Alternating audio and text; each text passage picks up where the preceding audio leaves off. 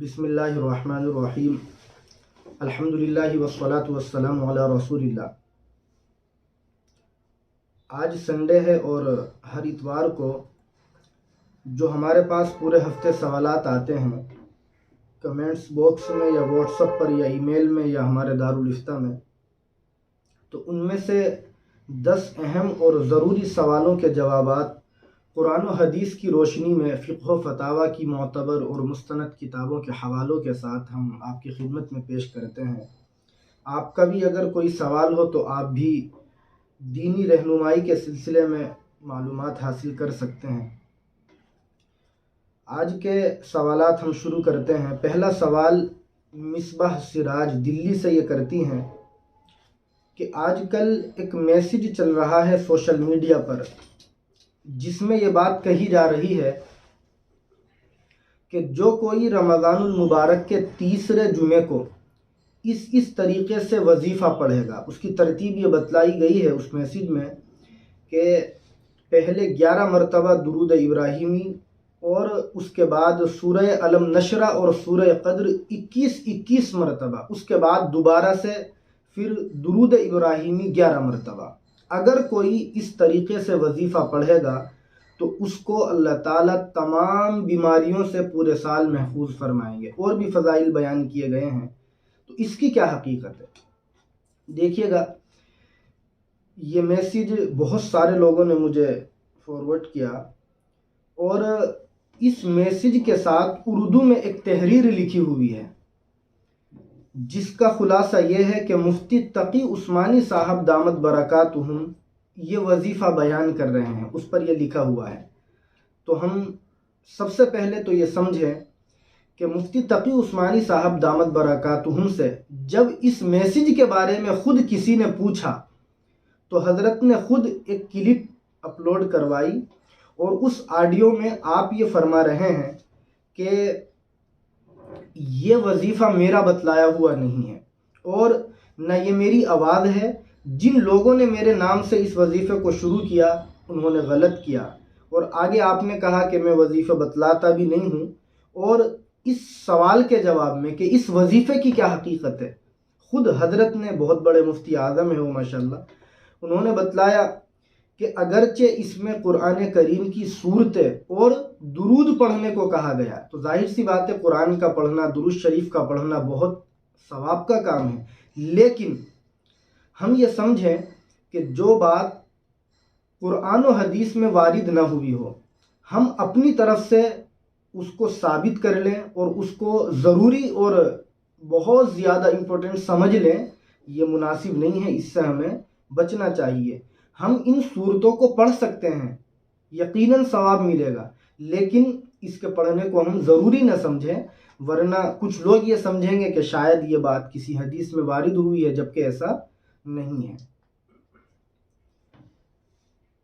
دوسرا سوال مجیب صاحب پٹنہ سے یہ کرتے ہیں کہ تنخواہ میں ہر مہینے کمپنی کچھ پیسوں کو ہمارے روک لیتی ہے اور ریٹائرمنٹ کے بعد وہ رقم ہمیں واپس مل جاتی ہے، تو ان پیسوں پر جو کمپنی نے روکے ہوئے ہیں زکوٰۃ کا کیا مسئلہ ہے؟ دیکھیے گا، سیم اسی سوال کے جواب میں دارالفتہ دارالعلوم دیوبند نے یہ فتویٰ لکھا ہے کہ تنخواہ سے جتنی رقم ہر مہینے جبری اور غیر اختیاری طور پر ہماری کٹ جاتی ہے اور ہمارے فنڈ میں اس کو جمع کر دیا جاتا ہے، تو اس کٹی ہوئی رقم پر دوران ملازمت، یعنی جب تک ہم کام کر رہے ہیں اس وقت تک زکوٰۃ واجب نہیں ہوگی۔ البتہ ریٹائرمنٹ کے بعد میں جب وہ رقم ہمیں ملے گی، ہم اس کے مکمل طور سے با اختیار مالک بن جائیں گے، تو اس وقت میں حسب شرط اس پر زکوٰۃ واجب ہوگی۔ حسب شرط کا مطلب اس وقت میں اگر ہم صاحب نصاب ہیں اور وہ رقم اتنی ہے کہ اس کی وجہ سے ہم صاحب نصاب بن جاتے ہیں، تو ظاہر سی بات ہے تمام چیزوں کو اس میں شامل کر کے اور مکمل حساب لگا کر پھر ہمارے لیے اس پر زکوٰۃ دینا لازم اور ضروری ہو جائے گا۔ تیسرا سوال جاوید بھائی قریش نگر دلی سے یہ کرتے ہیں کہ اندھیرے میں نماز تراویح پڑھنا جائز ہے یا نہیں ہے؟ دیکھیے گا دارالفتہ دارالعلوم دیوبند نے اس سلسلے میں صراحتاً یہ فتویٰ لکھا ہے کہ اندھیرے میں نماز پڑھنا بغیر کسی کراہت کے جائز اور درست ہے، یعنی مکروہ بھی نہیں ہے، البتہ شرط یہ ہے کہ ہمارا رخ قبلے کی طرف ہو اور ہمیں معلوم ہو کہ ہم یقیناً قبلے کی سمت میں منہ کر کے کھڑے ہوئے ہیں۔ اگر ہمیں یہ معلوم ہے کہ ہمارا رخ قبلے کی طرف ہے یا ہم جماعت کے ساتھ پڑھ رہے ہیں اور ہمیں پتہ ہے کہ امام صاحب کا رخ اور ہمارا رخ قبلے کی سمت میں ہے، تو اندھیرے میں بھی نماز پڑھ سکتے ہیں، یہ عمل مکروہ بھی نہیں ہے۔ اور اس کی دلیل وہ روایت ہے جس کو امام بخاری رحمۃ اللہ علیہ نے بخاری شریف میں 382 نمبر پر ذکر فرمایا۔ حضرت عائشہ رضی اللہ تعالی عنہ فرماتی ہیں، کنت انام بین یدی رسول اللہ صلی اللہ علیہ وسلم ورجلای فی قبلته فاذا سجد غمزنی فقبضت رجلی۔ یہ ایک لمبی روایت ہے۔ آپ یہ فرماتی ہیں کہ میں اللہ کے نبی علیہ السلام کے سامنے لیٹ جاتی تھی اور میرے دونوں پاؤں آپ کے قبلے کی سمت میں ہوتے تھے۔ جب آپ سجدے میں جاتے تو آپ مجھے میرے پاؤں کو دبا دیتے اور میں اپنے پاؤں کو سمیٹ لیتی اور پھر آپ سجدہ کرتے، چونکہ کمرہ تنگ ہوتا تھا۔ تو اس روایت کی بنیاد پر فقہا نے یہ مسئلہ لکھا ہے کہ اندھیرے میں اگر ہمیں معلوم ہو کہ ہمارا رخ قبلے کی سمت میں ہے تو نماز پڑھنا بغیر کسی کراہت کے جائز اور درست ہے۔ چوتھا سوال، ساجدہ دلی سے یہ کرتی ہیں کہ کیا عورت کے اعتکاف میں بیٹھنے سے سنت ادا ہو جائے گی؟ یعنی اگر کسی گھر میں کوئی عورت اعتکاف میں بیٹھ جائے تو جو مسجد کے اندر اعتکاف میں بیٹھنے کی فضیلت ہے کہ محلے میں کسی آدمی کا بیٹھنا ضروری سا ہے، اس کو سنت مؤکدہ علی الکفایہ کہا گیا، تو کیا وہ سنت عورت کے بیٹھنے سے ادا ہو سکتی ہے؟ تو دیکھیے گا اس سلسلے میں فتوے کی مشہور کتاب ہے اردو کے فتوے کی، فتاوی محمودیہ، اس میں جلد 10 صفحہ 278 پر حضرت رحمۃ اللہ علیہ نے صراحتاً یہ فتویٰ لکھا ہے کہ رمضان المبارک کے آخری عشرے میں اگر مرد کے مسجد میں اعتکاف میں بیٹھنے کے بجائے صرف عورت اپنے گھر میں اعتکاف میں بیٹھ جاتی ہے تو ظاہر سی بات ہے کہ عورت کا اعتکاف صحیح ہو جائے گا اور اسے اعتکاف میں بیٹھنے کا ثواب بھی ملے گا، سنت بھی ادا ہوگی۔ لیکن جو مردوں کے ذمے اعتکاف ہے، اس عورت کے بیٹھنے سے وہ اعتکاف کی سنیت ادا نہیں ہوگی بلکہ ان کے اوپر اعتکاف میں بیٹھنا باقی رہے گا۔ پانچواں سوال، وسیم بھائی دلی سے یہ کرتے ہیں کہ کیا رمضان المبارک کے آخری عشرے میں 1 یا 2 دن یا 3 دنوں کا اعتکاف کرنے سے سنت ادا ہو جائے گی اور کیا اس طرح اعتکاف کرنا درست ہے؟ دیکھیے گا اس سوال کے جواب میں فتاوی دارالعلوم دیوبند میں جلد 6 صفحہ 510 پر اور حضرت فقیہ الامت رحمۃ اللہ علیہ نے فتاوی محمودیہ میں جلد 15 صفحہ 257 پر اور حضرت مفتی شبیر صاحب دامت برکاتہم نے فتاوی قاسمیہ میں جلد 11 صفحہ 560 پر صراحتاً یہ فتویٰ لکھا ہے کہ رمضان المبارک کے آخری عشرے میں 1 یا 2 دن یا 3 دن کا اعتکاف کرنے سے اعتکاف نفلی بن جاتا ہے اور اس کو آخری عشرے کا مسنون اعتکاف ہم نہیں کہہ سکتے، یعنی مسنون اعتکاف میں اس کو ہم شامل نہیں کر سکتے۔ اور چونکہ نفلی اعتکاف بھی مستقل ایک عبادت ہے، ثواب کا کام ہے، اس لیے اگر کوئی شخص رمضان کے آخری عشرے میں 2 دن یا 3 دن کے لیے نفلی اعتکاف میں بیٹھتا ہے تو چونکہ یہ افضل ترین عمل ہے اس لیے اس کا یقیناً اس کو فائدہ ہوگا، ثواب ملے گا، فضیلت بھی اس کو حاصل ہوگی، مگر ہم یاد رکھیں کہ ان 2 یا 3 دنوں کے اعتکاف کو ہم آخری عشرے کا مسنون اعتکاف نہیں کہہ سکتے۔ چھٹا سوال، فاطمہ دلی سے یہ کرتی ہیں کہ کیا کوئی لڑکی حالت حیض میں منتھلی پیریڈز کی حالت میں اعتکاف کر سکتی ہے؟ اور آگے یہ لکھتی ہیں کہ اگر اعتکاف کی حالت میں کسی عورت کو یہ ایام شروع ہو جائیں تو اس سے اس کے اعتکاف پر کوئی فرق پڑے گا یا نہیں؟ دیکھیے گا فتوے کی مشہور کتاب فتاوی شامی میں علامہ شامی رحمۃ اللہ علیہ نے جلد 3 صفحہ 430 پر حائضہ اور نفسا عورتوں کے سلسلے میں لکھا ہے کہ فلا یصح اعتکافہما، کہ اگر کوئی عورت منتھلی پیریڈز کی پوزیشن میں ہے یا جو ڈیلیوری کے بعد بلیڈنگ عورت کو ہوتی ہے، اس عورت کو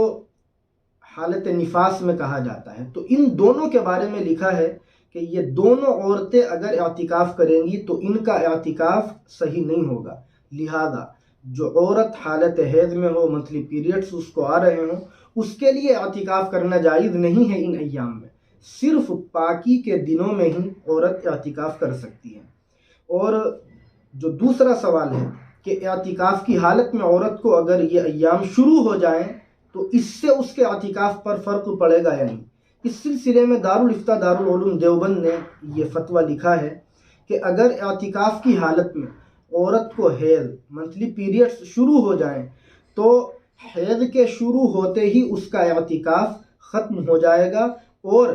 جس دن اعتکاف ختم ہوا ہے اس عورت کے اوپر صرف اسی دن کی قضا لازم اور ضروری ہوگی۔ اور اس کا طریقہ یہ لکھا ہے کہ جب یہ عورت پاک ہو جائے تو کسی بھی دن ایک دن کا نفلی روزہ رکھ کر یہ اعتکاف کر لے تو انشاءاللہ اس کو نفلی اعتکاف کا ثواب حاصل ہو جائے گا۔ 7واں سوال فہیم بھائی دلی سے یہ کرتے ہیں کہ اگر کوئی شخص اعتکاف میں بیٹھا ہوا ہے تو اس کے لیے غسل تبرید کا کیا حکم ہے؟ غسل تبرید کا مطلب ہوتا ہے کہ اس کے اوپر غسل کرنا واجب اور ضروری نہیں ہے، لیکن ٹھنڈک حاصل کرنے کے لیے وہ یوں ہی غسل کرے، تو اس کا کیا حکم ہے؟ دیکھیے گا فتاوی دارالعلوم دیوبند میں جلد 6 صفحہ 504 پر، اور فتاوی محمودیہ میں جلد 10 صفحہ 244 پر، اور فتاوی قاسمیہ میں جلد 11 صفحہ 570 پر یہ فتویٰ لکھا ہے کہ اعتکاف کی حالت میں معتکف کے لیے غسل تبرید کرنا جائز نہیں ہے، یعنی جو شخص اعتکاف میں بیٹھا ہے اس کے اوپر اگر غسل واجب اور ضروری نہیں ہے، وہ ویسے ہی ٹھنڈک حاصل کرنے کے لیے غسل کرے، وہ مرد ہو یا عورت، تو یہ غسل اس کے لیے جائز نہیں ہے، اس سے اس کو بچنا چاہیے۔ البتہ اگر بہت زیادہ گرمی ہو اور بغیر نہائے کام نہ چل رہا ہو، بے چینی کی سی حالت ہو، تو اب اس کا طریقہ فقہا نے یہ لکھا ہے کہ جب یہ انسان باتھ روم جائے، آج کل تو اٹیچ باتھ روم ہوتے ہیں عام طور سے ضرورت کے لیے، انسانی ضرورت کے تحت، تو اسی وقت میں جلد از جلد تھوڑا بہت پانی اپنے بدن کے اوپر بہا لے، تو اس طرح اس کو ٹھنڈک بھی حاصل ہو جائے گی اور غسل تبرید سے مستقل یہ بچ جائے گا، اس کی گنجائش فقہا نے لکھی ہے۔ 8واں سوال وسیم بھائی دلی سے یہ کرتے ہیں کہ موبائل میں دیکھ کر اگر کوئی شخص تراویح میں قرآن کریم پڑھاتا ہے تو ایسے امام کے پیچھے تراویح پڑھنا جائز ہے یا نہیں، اور اگر ہم نے تراویح پڑھ لی ہے تو تراویح کی نماز ہو جائے گی یا نہیں ہوگی؟ دیکھیے گا سیم اسی سوال کے جواب میں دارالفتہ دارالعلوم دیوبند نے یہ فتویٰ لکھا ہے کہ احناف کے نزدیک نماز کی حالت میں قرآن کریم کو دیکھ کر کے پڑھنا جائز نہیں ہے، اس سے نماز فاسد ہو جاتی ہے۔ اور یہ دارالفتہ دارالعلوم دیوبند نے یوں ہی نہیں لکھا، بلکہ علامہ شامی رحمۃ اللہ علیہ نے جلد 2 صفحہ 384 پر فتاوی شامی میں صراحتاً اس کی وضاحت کی اور باضابطہ مستقل یہ فتویٰ لکھا کہ اگر کوئی شخص کسی باہر کے حصے سے نماز کے اندر قرآن کو سیکھ لیتا ہے، اس کو کہتے ہیں تلقن من الخارج، تو اس کے ذریعے سے اس کی نماز فاسد ہو جاتی ہے احناف کے نزدیک۔ لہذا دارالفتہ دارالعلوم دیوبند نے یہ لکھا کہ اگر کوئی امام تراویح کے دوران قرآن کریم کو دیکھ کر کے قرآن پڑھ کر کے تراویح پڑھاتا ہے تو اس کے پیچھے نماز نہیں ہوگی، ایسے امام کے پیچھے نماز نہیں پڑھنی چاہیے اگر کسی جگہ دستیاب نہ ہو، یعنی ایسا امام ہو جو قرآن کو دیکھ کر کے ہی تراویح پڑھا رہا ہو، تو پھر آگے یہ لکھا کہ بہتر یہ ہے کہ اس کے پیچھے نماز نہ پڑھیں اور اپنی الگ علم طرح سے ہم تراویح پڑھ لیں۔ یہ مستقل دارالفتہ دارالعلوم دیوبند کا فتویٰ ہے صراحت۔ 9واں سوال سلمان بھائی دلی سے یہ کرتے ہیں کہ صدقۃ الفطر میں اگر کوئی شخص بجائے گیہوں یا کشمش یا کھجور اور جو دینے کے کپڑا دے تو کیا اس سے ہمارا صدقۃ الفطر ادا ہو جائے گا؟ دیکھیے گا، علامہ شامی رحمۃ اللہ علیہ نے فتاوی شامی میں جلد 2 صفحہ 384 پر ایک قاعدہ لکھا ہے، وَمَا لَمْ يَنُصَّ عَلَيْهِ كَدُورَةٍ وَخُبْزٍ يُعْتَبَرُ فِيهِ الْقِيمَةُ۔ اس ضابطے کی روشنی میں فقہا نے اس سوال کے جواب میں یہ فتویٰ لکھا ہے کہ اگر کوئی شخص صدقۃ الفطر میں جتنی رقم واجب ہوتی ہے اتنی رقم کی یا اس سے زائد کی کوئی چیز خرید کر، وہ کپڑا ہو یا راشن ہو یا کوئی اور ضرورت کی چیز ہو، فقیر کو، مستحق اور ضرورت مند کو دے دیتا ہے تو اس سے بھی انشاءاللہ صدقۃ الفطر ادا ہو جائے گا، اس کی گنجائش۔ 10واں اور آخری سوال مولانا نسیم صاحب چاندپور سے یہ کرتے ہیں، اب تو یہیں رہتے ہیں یہ دلی میں، کہ کیا اذان کے وقت انگلیاں کانوں میں داخل کرنا لازم اور ضروری ہے؟ اگر کوئی مؤذن اذان پڑھتے وقت اپنی انگلیاں کانوں میں داخل نہ کرے تو اس سے اذان صحیح ہو جائے گی یا نہیں ہوگی؟ اس کا کیا حکم ہے؟ دیکھیے گا، سیم اسی سوال کے جواب میں دارالافتاء دارالعلوم دیوبند نے صراحتاً یہ فتویٰ لکھا ہے کہ اذان کے وقت مؤذن کا دونوں ہاتھوں کا کانوں تک اٹھانا اور دونوں ہاتھوں کی انگلیوں کو کانوں میں داخل کرنا یہ صرف مستحب عمل ہے، لازم اور ضروری نہیں ہے، اور یہ اذان کی شرائط میں سے بھی نہیں ہے۔ لہذا اگر کوئی مؤذن اذان کے وقت اپنے دونوں ہاتھوں کو کانوں تک نہ اٹھائے اور انگلیوں کو کانوں میں داخل نہ کرے، ہماری اذان پر کوئی اثر نہیں پڑے گا، اذان درست ہو جائے گی۔ تو یہ 10 اہم اور ضروری سوالات تھے جو قرآن و سنت کی روشنی میں فقہ و فتاویٰ کی معتبر کتابوں کے حوالوں کے ساتھ آپ کی خدمت میں پیش کیے گئے ہیں۔ آپ دعا کریں کہ اللہ رب العزت ہم سب کو دین کی خدمت کے لیے قبول فرمائے اور قرآن و سنت کی اللہ ہم سب کو صحیح سمجھ نصیب فرمائے۔ وآخر دعوانا ان الحمد للہ رب العالمین۔